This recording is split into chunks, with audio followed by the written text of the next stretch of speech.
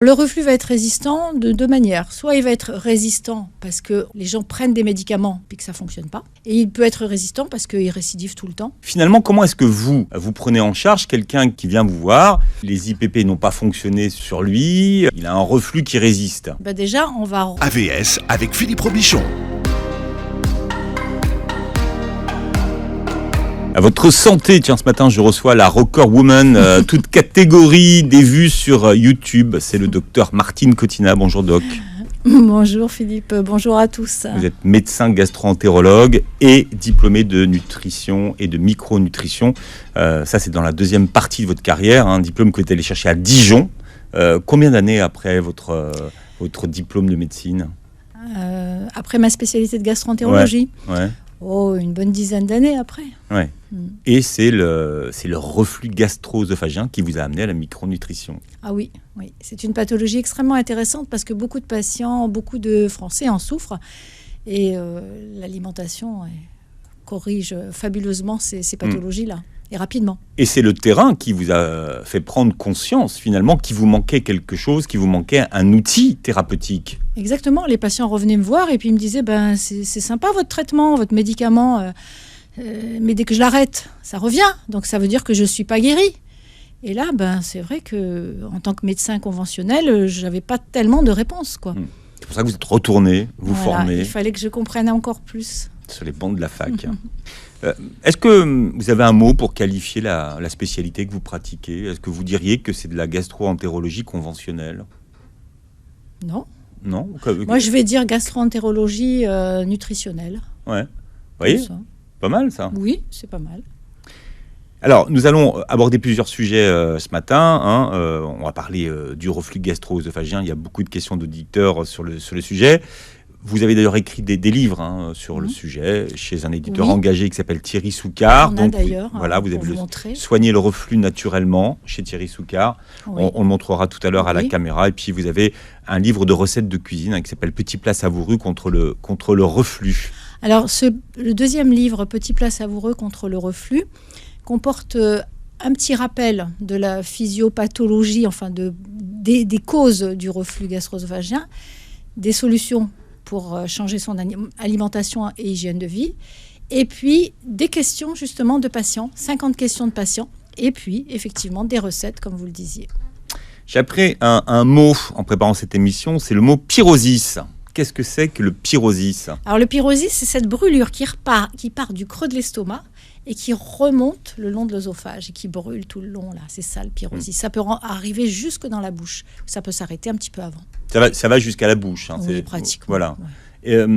Et d'ailleurs, cette brûlure peut faire penser à des tas de choses, sauf à un reflux gastro-œsophagien. Alors, quand elle est typique comme ça, non, franchement, ça signe le diagnostic. Quand elle est typique, qu'elle survient après le repas, ou quand les gens se penchent en avant, ou quand ils vont se coucher, là, c'est vraiment typique. Là, vraiment, ça fait penser au reflux. Après, le reflux peut, lui, par contre, prendre des masques différents et mimer une angine de poitrine, mimer des crises d'asthme, mimer d'autres pathologies. Oui, c'est plutôt l'inverse. On va s'intéresser au reflux résistant ce matin. Votre approche, c'est de dire que peut-être le meilleur médicament, c'est la nutrition. L'alimentation et l'hygiène de vie autour. Parce que ça ne suffit pas que l'alimentation. L'hygiène de vie, ça veut dire que ça va englober aussi la façon de se comporter, c'est-à-dire de mieux gérer son stress, la façon de bien dormir, beaucoup d'autres choses autour, mais de son hygiène de vie. Et il y a le reflux résistant. Qui amène beaucoup de consultations et pour lequel vous avez énormément de questions. Donc, à quel moment est-ce qu'on considère qu'un reflux est résistant? Alors, le reflux va être résistant de deux manières. Soit il va être résistant parce que les gens prennent des médicaments et que ça ne fonctionne pas. Donc, ça peut être une méthode de reflux résistant. Et il peut être résistant parce qu'il récidive tout le temps. C'est-à-dire qu'on le traite, ça s'améliore et puis il revient. Enfin voilà, c'est aussi une deuxième forme un petit peu plus allégée de résistance. Voilà. Mais la forme qui résiste aux médicaments, c'est classique. Nous avons pas mal de reflueurs qui ne sont pas soulagés par les médicaments anti-reflus. Donc, et les médicaments anti-reflux s'appellent les IPP, c'est-à-dire les inhibiteurs de la pompe à protons. Alors bien sûr, vous avez aussi les alginates, vous savez, tous les pansements qu'on donnait dans le temps, mais qui ont été largement supplantés par les bloqueurs de l'acidité que sont les inhibiteurs de la pompe à protons. Alors, la pompe à protons, pour C'est- tout le monde, qu'est-ce que c'est? C'est-à-dire que quand vous allez inhiber cette pompe à protons, vous allez inhiber complètement la sécrétion acide de l'estomac. Voilà. Donc c'est une véritable bazooka qui supprime la sécrétion acide de l'estomac. C'est-à-dire que quand on a des reflux, c'est qu'on a trop d'acidité ou pas assez? Pas forcément. Ça veut dire que ça remonte. Et ces reflux peuvent être acides, mais ils peuvent être aussi alcalins, avec de la bile qui remonte. Donc ils peuvent avoir un pH acide, ils peuvent avoir un pH neutre, c'est-à-dire un mélange d'acide et de bile. Ils peuvent être alcalins, c'est-à-dire être dus à des remontées de bile. D'accord. C'est Mais c'est pas parce qu'il y en a trop, Voilà. c'est parce qu'ils remontent. Et parce qu'ils remontent. pourtant, dans l'organisme, et l'organisme est bien fait, il y a une barrière qui Exactement. est censée empêcher que ça remonte. Exactement. Cette barrière qu'on appelle la barrière anti-reflux, effectivement, qui est composée de facteurs anatomiques et de facteurs physiologiques avec un sphincter qui sont faits là pour effectivement empêcher ces remontées, empêcher la majeure partie des remontées, parce que vous en avez toujours un petit peu qui remonte, c'est normal, c'est physiologique. C'est l'excès qui est pathologique, encore une fois. Tout le monde a des reflux. Un petit peu, Voilà, un petit peu. mais on ne le perçoit pas, il ne nous gêne pas, il ne se complique pas, il ne donne pas de lésions. Voilà, ça c'est le reflux physiologique. Et dans ces cas-là, ça veut dire que la barrière ne fonctionne pas, c'est ça? Ah oui, ça veut dire que la barrière ne fonctionne pas bien. Alors ça peut être la barrière, mais ça peut être aussi la muqueuse de l'œsophage. C'est-à-dire la muqueuse de l'œsophage qui normalement doit être capable de résister à l'acide, peut aussi ne plus être capable de résister à cet acide et donc devenir plus sensible à cette remontée d'acide qui peut être en quantité normale. Mais alors là, c'est plus un problème de sensibilité de la muqueuse œsophagienne. Et ça aussi, c'est un moyen d'avoir un reflux, effectivement. On parlera tout à l'heure plus précisément, si vous êtes d'accord, de la muqueuse. Donc, finalement, comment est-ce que vous prenez en charge quelqu'un qui vient vous voir, les IPP n'ont pas fonctionné sur lui, qu'est-ce que vous faites pour lui? Il a un reflux qui résiste. Alors, il a un reflux qui résiste. Déjà, on va reprendre un petit peu tout ce qu'on appelle, nous, l'interrogatoire. C'est-à-dire qu'on va essayer de comprendre dans quelle situation survient son reflux. Qu'est-ce qu'il a changé au niveau alimentaire? Est-ce qu'il a bien mis suffisamment d'aliments protecteurs? Est-ce qu'il n'aurait pas des intolérances alimentaires? Voilà, donc on va reprendre l'enquête déjà alimentaire. On va vérifier. Deuxièmement, on va vérifier, par exemple, qu'il n'ait pas de médicaments qui peuvent favoriser le reflux. Ça existe. Donc, du coup, Comme quoi, par exemple, quel type? Par exemple, les atropiniques. Tous les médicaments à base d'atropine, ils vont favoriser la remontée. D'accord. On va vérifier aussi que le patient n'est pas trop stressé. Et ça, c'est une des grandes causes de reflux résistant. C'est une question qui revient l'état de très stress souvent. chronique. C'est terrible. C'est une des grandes causes. Même quand les gens changent pas mal leur alimentation et que ça continue, il faut franchement évoquer une pathologie émotionnelle. Et ça ne veut pas dire que c'est dans la tête, c'est ça qu'il faut que les gens comprennent. Ça ne veut pas dire que c'est dans la tête. Ça veut dire que tout le tube digestif, il est innervé par des tas de petits nerfs. Et qu'en fait, on a un cerveau partout. Et donc, c'est le cerveau du tube digestif qui est malade et qu'il va falloir soigner. Mais de manière naturelle, bien sûr, on peut. Oui, enfin, vous savez qu'on a longtemps dit que l'ulcère à l'estomac était dû au stress. Oui, je sais. Maintenant, on met en exergue Helicobacter. C'est une bactérie. Donc. Mais de toute façon, très souvent, une pathologie, elle est d'origine multiple. Donc, il y a beaucoup de choses qui s'additionnent. Donc, vous vérifiez, vous faites le questionnaire. Nutritionnel. D'accord. On vérifie les antécédents, on vérifie les problèmes de stress. Et puis, surtout, on regarde si vous voulez, on regarde un petit peu dans quel contexte ce reflux est survenu. Par exemple, je vous donne un exemple. Quelqu'un qui se met à avoir des reflux après le décès d'un proche. Vous voyez, c'est important ça. Dans quel contexte c'est survenu? Et avant, il n'y en avait pas. Donc, il faut quand même se poser des questions. Vous voyez, il faut s'interroger, il faut aller plus loin. Donc, le contexte, comment c'est survenu. Après, il faut s'intéresser à l'intestin. L'intestin, c'est une des grandes causes de reflux résistant, par le biais notamment de la constipation. Et ça, les gens n'y pensent pas.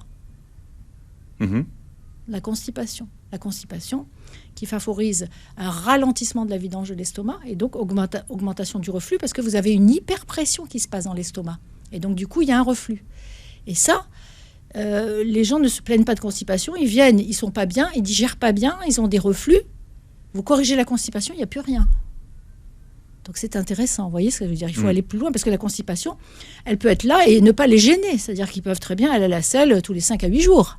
Et ça ne les dérange pas. Il y a des gens que ça ne dérange pas, il y a des gens que ça dérange, mais il y a des gens que ça ne dérange pas. Et donc il faut corriger aussi ça.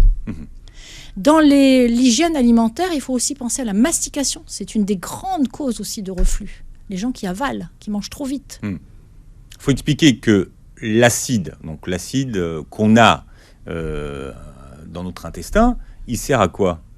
Ah, l'acide, il sert à beaucoup de choses. Hein. Il sert dans notre estomac, pardon. Dans l'estomac, par exemple, il va servir à aider le pepsinogène, qui est une préenzyme, si vous voulez, qui va devenir une enzyme efficace pour commencer à digérer les protéines, par exemple. Donc, s'il n'y a pas d'acide, la pepsine, elle ne va pas être active.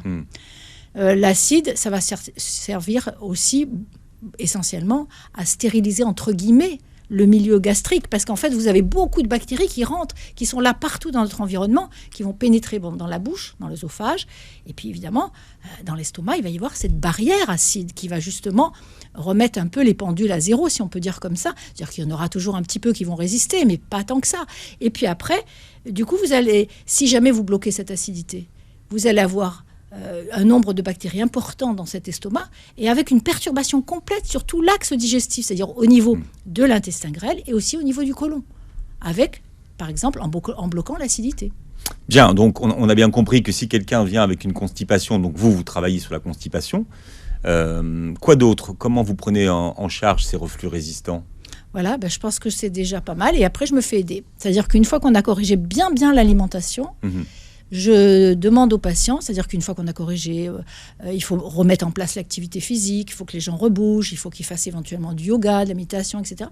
Et après, éventuellement, se faire aider par des thérapeutes qui peuvent aider au niveau de la prise en charge psychologique, qui peuvent les aider, leur montrer le bon chemin pour essayer de corriger leur stress. Parce que très souvent, quand on ne trouve pas d'autres causes, c'est là-dessus qu'il faut creuser. Et donc, à ce moment-là, vous travaillez on se fait aider avec quelqu'un, voilà, avec quelqu'un qui est spécialisé dans le domaine. Ça peut être l'hypnose, ça marche très bien, l'hypnose, dans les troubles digestifs, très, très bien.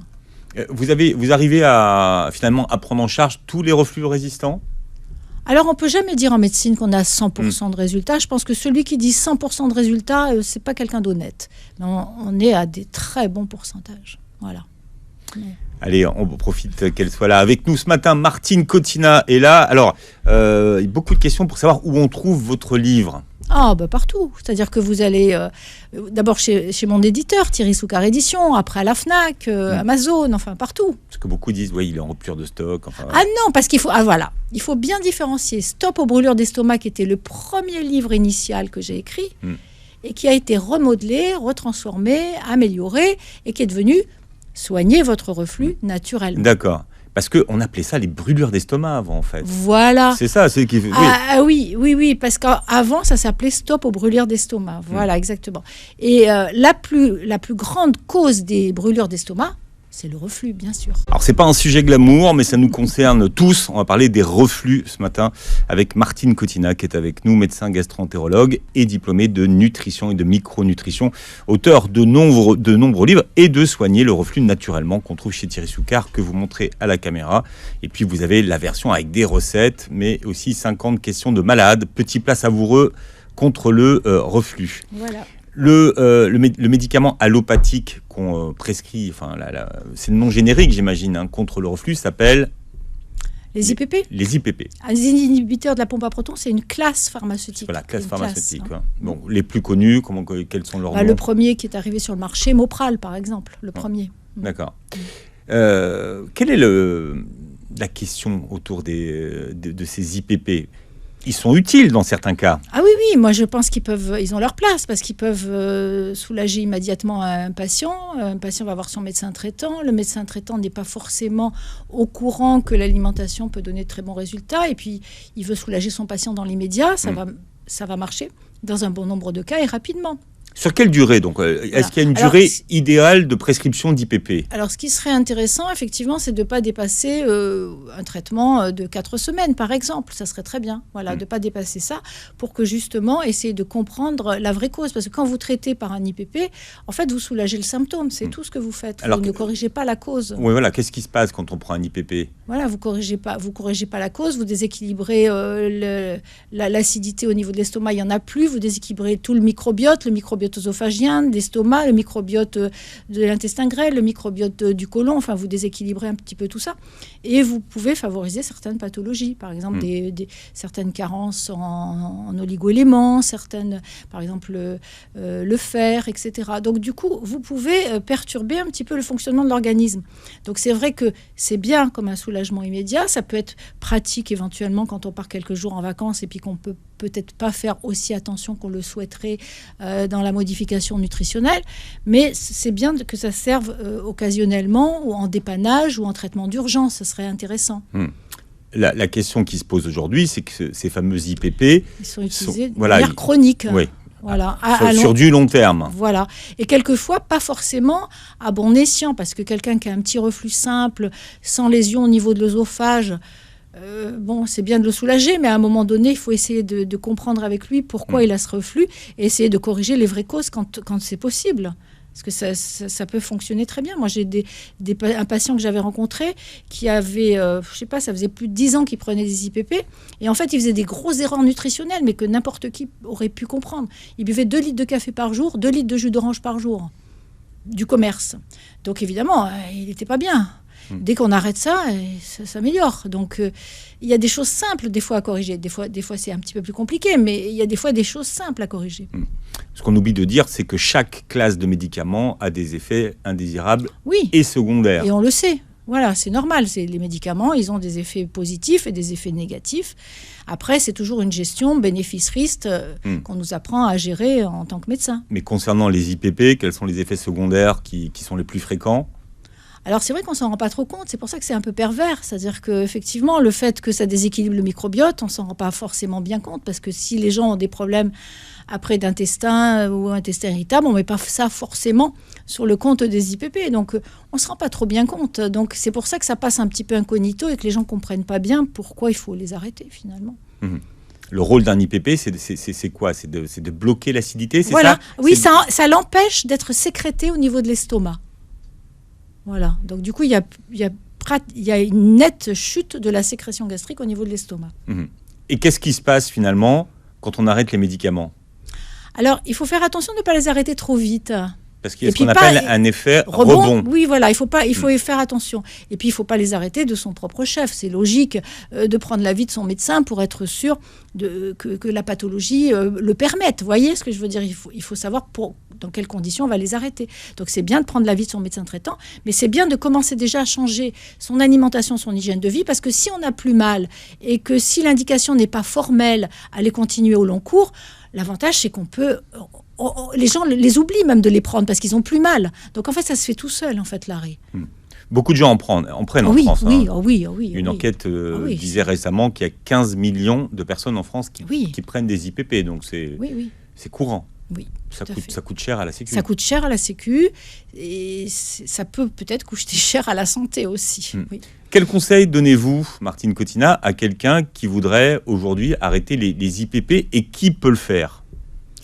Alors, moi, ce que je conseille de faire d'abord en premier, c'est, sans vouloir chercher les arrêter, déjà commencer à modifier son hygiène de vie. Je crois que c'est ça la clé.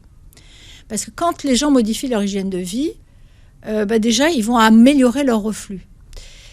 S'ils ont un problème de poids, le poids favorise le reflux. Et donc, la première chose à faire aussi, c'est que l'hygiène alimentaire qu'ils vont mettre en place va leur permettre de retrouver un poids normal, un meilleur sommeil, une meilleure santé, etc. Et après, ça va se faire tout seul. Vous voyez ce que je veux dire ? C'est-à-dire que comme ils vont aller de mieux en mieux, ils vont même oublier de prendre leurs médicaments parce qu'ils auront plus mal. Et puis quand ils vont aller voir le médecin va constater qu'effectivement, ils ont perdu du poids, qu'ils vont mieux, qu'ils sont moins stressés, etc. Il va l'arrêter. Vous voyez ce que je veux dire ? Ça va se faire tout seul. Donc je crois qu'en premier, la première grande urgence à leur conseiller, c'est d'abord changer changer votre façon de vivre, changer votre façon de manger, mastiquer, manger autrement, prenez conscience qu'il faut manger autrement. Et c'est ça le message qu'il faut comprendre. D'ailleurs, un des effets qu'on reproche aux IPP, ça serait une prise de poids. Est-ce qu'il y a un lien qui a déjà été fait? C'est par le biais du microbiote, bien sûr. Dès que vous perturbez le microbiote, effectivement, il peut favoriser des tas de pathologies, dont la prise de poids, bien sûr. Est-ce qu'il existe, si vous les avez déjà étudiés ou si vous avez déjà fait l'essai, des solutions naturelles pour remplacer les IPP? Oui. Comme par exemple le bicarbonate de soude, ou le jus de coin. Alors bien sûr, le bicarbonate, il soulage, mais il soulage dans l'immédiat. C'est ça qui est intéressant. Donc c'est-à-dire il va soulager la douleur en urgence. Déjà bien. Après, c'est vrai que quand le reflux est plus ou moins fréquent dans la journée, vous ne pouvez pas prendre du bicar tout au long de la journée. Vous voyez ce que j'ai? Du bicarbonate. Du bicar. Ouais, du bicar. Ah ouais. Oui, vous êtes comme ça, vous. C'est son petit nom. Ouais. Je dis ça parce qu'il y a beaucoup de recettes miracles qui parfois circulent sur Internet, donc il faut aussi parfois aussi décoder le vrai du faux. Parmi les produits qu'on met souvent en avant, il y a l'aloe vera. Alors, l'aloe vera, ça marche pas mal, hein. C'est un bon protecteur. En gel, le gel. Oui, le gel d'aloe vera spécial pour l'estomac, ça marche pas mal. Moi, quand les gens sont assez intéressés par le gel d'aloe vera, je leur conseille de le prendre le soir au coucher et de commencer par des petites doses et d'y aller tout doucement. De monter doucement et de ne pas dépasser en général 1 à 2 cuillères à soupe le soir au coucher dans un petit peu d'eau. Voilà, un petit peu d'eau. Mais c'est pas mal, ça marche pas mal. Après, vous avez le lithotame qui est intéressant. Le lithotame, c'est une algue calcifiée, donc très alcalinisante et qui donne des bons résultats aussi pour alcaliniser, entre guillemets, le terrain. Ça marche pas mal aussi. Après, vous avez en phyto, vous avez des plantes merveilleuses que sont la réglisse et la mélisse, intéressantes en association toutes les deux. Elles donnent de bons résultats, toujours en respectant les contre-indications. Mais quand ils vont chez le pharmacien acheter leurs produits, le pharmacien est capable de leur dire effectivement si leur état de santé permet ou non de prendre ce type de plante. Et on a de super résultats, effectivement. La mélatonine, vous avez des gens... Oui, ça marche bien aussi, ça donne des bons résultats. Alors quel est le rapport? Parce que la mélatonine, c'est l'hormone pour dormir. C'est ça, oui. C'est pour ça que... Alors, on sait que les troubles du sommeil peuvent favoriser le reflux. Le reflux peut aussi favoriser les troubles du sommeil. Alors, est-ce que c'est par ce biais-là ou pas? Est-ce que c'est parce que c'est antioxydant? Est-ce que c'est parce que ça a une action aussi sur les sécrétions digestives? Il y a sûrement plusieurs raisons. Mais en tout cas, voilà, c'est aussi un petit plus, la mélatonine. C'est intéressant. Alors, quand on prend de la mélatonine, c'est bien de l'associer au tryptophane. Vous savez que la mélatonine est fabriquée à partir du tryptophane. Et donc, c'est pas mal de prendre aussi du tryptophane et un petit peu de mélatonine en association. Ça donne aussi de bons résultats. Alors, qu'est-ce que c'est que le tryptophane? C'est un acide aminé qui est intéressant et qu'on trouve aussi dans l'alimentation. Et donc, il va être transformé en mélatonine au niveau du cerveau. Et donc, d'abord en sérotonine. La sérotonine, notre hormone de calme, de bien-être, de bonheur, etc. Et puis, secondairement, en mélatonine. Donc voilà, c'est cet acide aminé-là qu'on peut aussi donner avec ou sans mélatonine, d'ailleurs. Donc, on peut trouver des alternatives naturelles. Oui. Encore une fois, il faut poser votre question à ceux qui savent, bien sûr, aux phytothérapeutes. Voilà. Beaucoup de pharmaciens, maintenant, aussi donnent des conseils en phytothérapie. Donc, ça peut être aussi une aide pour un patient qui n'a pas trouvé de thérapeute près de chez lui, mais ça peut être des pharmaciens conseils, etc., qui peuvent bien vous orienter sur les plantes à choisir, effectivement. Mais les plantes vont marcher d'autant mieux si vous avez changé votre hygiène alimentaire. Et donc, on peut aller très vite. Un reflux, il peut être amélioré en 2 jours, 3 jours, voire une semaine. C'est étonnant. Des fois un mois, bien sûr. Mais ça peut aller très très vite en quelques jours. Un reflux nocturne, par exemple. Vous savez, Philippe, ces reflux qui arrivent la nuit et qui dérangent les gens. Et il y a des gens qui n'ont des reflux que nocturnes, que la nuit. Et donc, du coup, ça perturbe complètement leur qualité de sommeil. Complètement. Ces gens-là, vous changez uniquement le dîner. Le lendemain, ils n'ont plus de reflux. Mais alors, est-ce que c'est parce que c'est la nuit ou c'est parce qu'ils sont en position allongée, Les deux. Parce que la nuit, vous avez une sécrétion salivaire qui est nettement moins importante. Et en plus, vous avez la position, bien sûr. Et puis, pendant que vous dormez, vous avez une sécrétion salivaire moins importante. C'est sûr, ça joue, parce que la sécrétion salivaire, elle est extrêmement importante. Elle est alcalinisante, cette sécrétion salivaire. C'est pour ça que je vous disais tout à l'heure, attention, il faut vraiment mastiquer. C'est vraiment un secret pour le reflux. Mastiquer tranquillement les aliments. C'est très important. Parce que du coup, plus vous allez mastiquer, plus vous allez saliver, plus vous allez produire de la salive alcalinisante, et donc plus vous allez tamponner cette acidité qui remonte, vous voyez. Et puis il y a ceux qui s'en plaignent le matin, quand ils se réveillent aussi. Oui, c'est moins fréquent que ceux qui s'en plaignent la nuit. Et ceux qui s'en plaignent dans la journée, à n'importe quelle heure, etc., méfions-nous d'une cause d'état d'anxiété ou de dépression interne cachée, etc. Enfin voilà, il faut faire attention qu'il n'y ait pas aussi une autre cause à traiter plus profonde. Martine Cotina est avec nous, médecin gastro-entérologue et diplômée de nutrition et micronutrition. Une question qui revient souvent, Martine, c'est où consultez-vous ? Je suis désolée, je suis à la retraite. Non. Eh oui, je suis à la retraite. Vous avez l'air tellement pas à la retraite. De mon cabinet, c'est la nutrition qui fait ça. Je suis à la retraite de mon activité libérale. Et par contre, au contraire, je continue sur la formation. D'accord. Aux thérapeutes, au public. Mais etc. vous recevez plus de gens, parce que c'est une question souvent on m'envoie des mails en me disant est-ce que vous avez le numéro de téléphone, l'adresse email de Martine Cotina. Et oui, ça se voit pas, mais là j'ai là. C'est vrai. Bien. En tout cas, vous voyez, vous êtes un exemple que la nutrition, voilà. Ça conserve un peu. Et tout le monde dit que vous ressemblez à Sophie Marceau. Oh, mais ils sont drôlement gentils. Vous n'avez pas vu les commentaires ? Ah non, messieurs. Merci, c'est très gentil. Merci Bien. à vous. Là où on fait de la radio, mais vous irez voir les vidéos de Martine Cotina. Elle ressemble à Sophie Marceau. Oh là là. Est-ce qu'il y a un lien, puisqu'une question vient d'arriver, y a-t-il un lien entre reflux gastro-œsophagien et apnée du sommeil ? Ça peut favoriser. Ça peut favoriser. C'est pas la seule cause, mais ça peut favoriser, bien sûr. Mais ce n'est pas la seule cause, notamment l'excès de poids est à corriger aussi dans l'apnée du sommeil. C'est vraiment la première cause à éliminer d'abord. Bon, on va parler de quelque chose. J'arrive pas à prononcer le mot. Alors allez-y, Martine. Oui, vous voulez parler de l'endobrachiosophage. Endobrachiosophage ou oesophage de Barrett. Voilà. Alors ça, c'est une complication.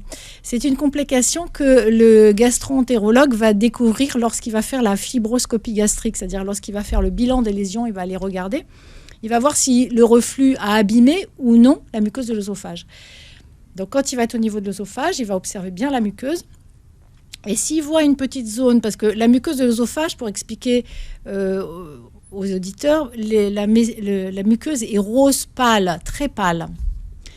Et quand elle va subir des agressions, quand elle va avoir des ulcérations, elle va se cicatriser, et elle ne va pas se cicatriser toujours sous le même mode, c'est-à-dire qu'elle ne va pas redonner une belle muqueuse rose pâle. Et donc elle va pouvoir se cicatriser sous un autre mode, c'est-à-dire avec une muqueuse rouge un peu, donc qui va bien se voir quand on va faire la fibroscopie. Et donc cette muqueuse rouge va faire des petites languettes, ou alors elle va faire toute une circonférence, ou alors elle va monter en hauteur, etc. Donc ça va être très variable d'un patient à l'autre. Et cette muqueuse, on va la biopsier et on va vérifier que c'est bien une muqueuse d'origine intestinale qui se trouve là. Et une muqueuse intestinale qui se trouve dans l'œsophage, elle n'a pas sa place là. Et c'est ça qu'on appelle l'endobrachiosophage. Donc ça veut dire que ça suppose que les gens ont eu une biopsie de cette muqueuse pour qu'on puisse parler d'endobrachie. Parce que endobrachiosophage, ça veut dire muqueuse intestinale placée au niveau de l'œsophage. Voilà. Et est-ce que certains symptômes justement de cette pathologie peuvent ressembler à un reflux gastro-œsophagien ?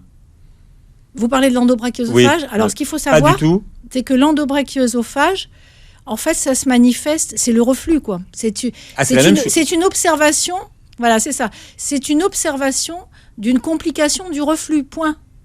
Donc, mais c'est un reflux. D'accord. C'est la même chose au niveau des symptômes. Qu'est-ce qui peut amener quelqu'un qui nous écoute à consulter justement, y aller vérifier l'état de sa muqueuse ? Très bien, très bonne question, Philippe, parce qu'en fait, il faut bien comprendre qu'il n'y a pas de synchronisme entre l'intensité de la douleur, des symptômes, et l'état de la muqueuse qu'on va observer en fibroscopie. Ça veut dire que tout reflux chronique doit nécessiter une fibroscopie pour vérifier l'état de la muqueuse. On peut très bien avoir un reflux qui dérange énormément et rien avoir du tout parce qu'on a une muqueuse suffisamment costaud qui résiste à cette acidité. Et puis l'inverse, c'est-à-dire qu'on peut très bien avoir de temps en temps mal, mais régulièrement, depuis des années. Et puis, finalement, ne pas être si gêné que ça. Mais quand on fait une fibro, peut-être qu'on va trouver l'endobrachioœsophage. Donc, ça veut dire que tout reflux chronique doit nécessiter une consultation et une endoscopie, au moins au départ, pour vérifier s'il y a des complications ou pas. Quels sont les aliments qui ont une influence sur le reflux gastro-œsophagien ? Alors, au niveau des aliments, on va dire attention au café. Attention au café, parce que le café en petite quantité, des fois ça passe, mais des fois même en petite quantité, ça peut augmenter le reflux. Donc en fait, c'est des questions vraiment tout à fait personnelles. Donc ça veut dire qu'il faut que chacun se teste. Surtout s'ils sont un petit peu nerveux, qu'ils ont du mal à dormir, alors ça vaut vraiment le coup d'arrêter le café pendant 8 jours et puis de regarder et d'observer. On a très très vite les résultats. Et après, ils peuvent réadapter leur dose. Vous voyez ce que je veux dire ? C'est-à-dire que l'idée, c'est pas de les empêcher de boire du café. Le but, c'est de tester leur sensibilité au café. Voilà. Mais ça, c'est vrai que le café, ça peut jouer. Après, tous les aliments gras, les excès de produits laitiers, le gluten, vous avez des tas d'aliments. Et alors après, c'est vraiment variable d'une personne à l'autre. Alors, j'ai édité une fiche anti-reflux, fiche nutritionnelle anti-reflux, que les gens peuvent trouver gratuitement sur mon site « Il va bien ». Il va bien. Information varoise, alimentation, bien-être. Vous m'enverrez par mail, je la mettrai sous la vidéo, comme ça vous pourrez télécharger votre fiche. Ils pourront télécharger, l'imprimer, la mettre sur le frigo, etc. Voilà, ça c'est sûr. Comme ça, chacun fait son test en fonction des aliments qui ont une incidence sur leur reflux. Exactement, voilà. C'était un truc pratique. Alors, on a pas mal de questions d'auditeurs. Est-ce que le reflux gastro-œsophagien, c'est la même chose que le reflux biliaire ? Alors, le reflux gastro-œsophagien peut être composé de bile. Voilà. Mais le reflux biliaire, typiquement le reflux biliaire, il peut aussi avoir lieu être dans l'estomac. Vous voyez ce que je veux dire ? C'est pas quand vous dites reflux biliaire, ça ne veut pas dire qu'il va remonter le long de l'œsophage. Il peut peut-être rester localisé. Alors, une auditrice dit j'ai du reflux et j'ai écouté tous les conseils. J'écoute régulièrement tous les conseils du docteur Cotina, mais j'ai un côlon irritable et je ne digère pas bien les légumineuses ni les légumes crus. Alors. Oui. Alors là, effectivement, il va falloir soigner l'intestin irritable. C'est très important pour justement améliorer la santé, le reflux, etc. Et donc, quand on ne supporte pas bien les légumineuses, et qu'on ne supporte pas bien les légumes crus surtout, c'est qu'il faut faire attention qu'il n'y ait pas d'autres intrus derrière. C'est-à-dire qu'un train peut en cacher un autre. D'accord. Donc, c'est-à-dire qu'il peut y avoir, par exemple, derrière une intolérance au gluten, une intolérance aux produits laitiers, un problème lié au café, un problème lié au stress, aux aliments ultra-transformés, etc. Donc, il peut y avoir d'autres aliments qui crée cet intestin irritable et qui fait qu'elle ne supporte plus les légumes crus et les légumineuses. Mais ce n'est pas forcément les légumes crus et les légumineuses qui sont en cause. Après, on peut améliorer aussi la digestibilité de toutes ces légumineuses. Alors, comment vous améliorez la digestibilité ? Alors, on va les faire tremper une nuit. On va rincer l'eau, jeter l'eau pour éliminer tous les facteurs antinutritionnels. Et le lendemain matin, on les fait cuire. Et on peut encore améliorer cette digestibilité en allant plus loin, c'est-à-dire au lieu de les faire cuire, on va les laisser, donc on les aura filtrés et on va les laisser et les arroser, enfin les rincer matin et soir pendant 2-3 jours dans une passoire, par exemple. Pour qu'elles puissent commencer à germer. Et quand elles ont un petit germe qui fait 1 à 2 mm, ça suffit. On va les faire cuire doucement. Et là, effectivement, on va améliorer la digestibilité. Alors après, on peut encore aller plus loin dans la digestibilité, c'est-à-dire qu'on va les broyer pour faire un houmous, pour faire une soupe. Et à ce moment-là, ça va devenir encore plus digestible. C'est moins irritant, on va dire. Effectivement, parce que là, vous broyez tout, vous cassez tout. Et donc, c'est encore plus facile à digérer. Le jeûne intermittent a-t-il des effets sur le RGO ? Alors, jeûne intermittent. Si vous faites le jeûne alors le jeûne intermittent, on va prendre le jeûne, par exemple, qui va éliminer le dîner, par exemple. C'est 8-16, en fait. Voilà. Si vous éliminez... oui. Alors, si vous éliminez le dîner, bien sûr que ça va améliorer le reflux, parce que le problème du dîner, c'est que les Français mangent très vite ou pas le matin, le midi sur le pouce, et le soir, ils mangent double. Et puis, effectivement, ils vont se coucher après. Et donc ça favorise le reflux. Donc effectivement, si vous supprimez le dîner et puis que vous mangez beaucoup mieux de ce fait, parce que vous allez avoir faim le matin, le midi. Et alors à ce moment-là, prenez un goûter. Effectivement, vous allez améliorer le reflux, tout à fait, bien sûr. Mais alors à ce moment-là, prenez un goûter. D'accord. Voilà. Le goûter. Un goûter. Et un goûter de quoi? Un goûter intéressant. Un goûter, par exemple, avec une banane, une poignée d'amandes, éventuellement, pourquoi pas, 2 petits carrés de chocolat, des noix. Enfin, oui, un goûter intéressant. Comment puis-je améliorer mes RGO? Alors, je sais pas, peut-être que la personne a plusieurs RGO en étant colopathe fonctionnel. Alors, en commençant à traiter d'abord l'intestin irritable. C'est vraiment le secret. C'est vraiment le secret. D'abord, il faut comprendre que c'est un peu lié, tout ça. C'est-à-dire que toutes ces pathologies digestives, on peut aussi les traiter de la même manière, mais que, bien sûr, il va falloir s'intéresser en priorité d'abord à l'intestin, parce que c'est vraiment la clé. L'intestin, c'est la capitale du microbiote. Donc, il ne faut pas oublier. C'est vraiment un lieu privilégié qu'il va falloir chouchouter. Donc, on commence par... l'intestin d'abord. Ouais. D'accord. Ouais. Et là, comment est-ce qu'on nourrit les bonnes bactéries voilà. du microbiote? Comment vous allez nourrir les bonnes bactéries? Alors, d'abord, il faut faire ce qu'on a dit tout à l'heure sur la question de l'autre auditrice, c'est-à-dire, attention, vous avez un intestin irritable.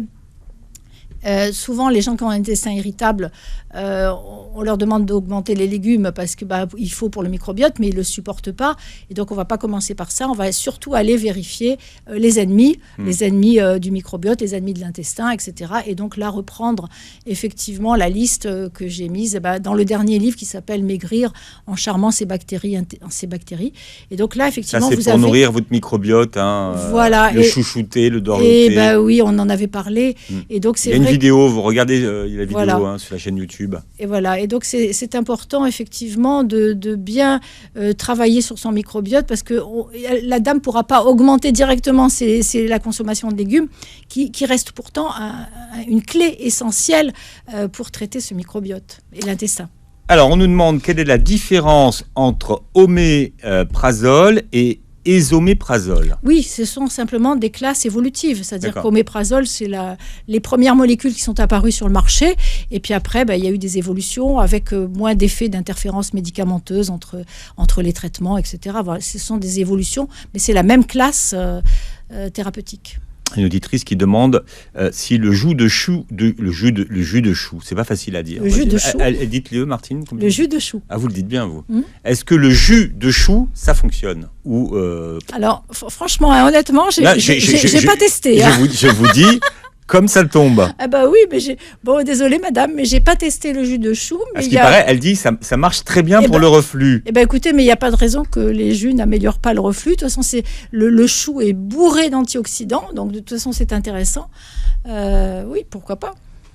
Est-ce qu'il y a un lien entre les crises d'asthme et le RGO et le reflux gastro-œsophagien? Bien sûr. Est-ce que les gens qui souffrent de reflux sont sujets à faire plus d'asthme que les autres? Alors, il y a un lien entre le reflux et l'asthme, mais il y a un lien aussi, inversement, entre l'asthme et le reflux. Donc, c'est-à-dire qu'en fait... on ne sait pas trop qui a fait l'un, qui commence et qui fait la suite. En état actuel des études, on n'est pas certain. Non, parce que quelquefois, si vous voulez, on constate qu'effectivement, les gens qui sont asthmatiques, ils ont des reflux. Mais des fois, ce n'est pas forcément en traitant le reflux que vous allez toujours améliorer l'asthme. C'est très particulier comme relation, ce n'est pas facile à faire le tri là-dedans. Très bien. Et vous lisez Soigner le reflux naturellement chez Thierry Soucard par Martine Cottina. Je rappelle que vous pouvez réécouter l'émission en podcast et la faire circuler sur beurrefm.net. Et puis vous verrez la vidéo avec l'affiche, c'est promis, sous le lien de la vidéo sur notre chaîne YouTube. Merci Martine Cottina d'avoir été avec nous. Merci Philippe, merci à tous et à toutes. Voilà, revenez quand vous voulez depuis Toulon. Merci. Et passez une très belle journée santé sur Beurre FM.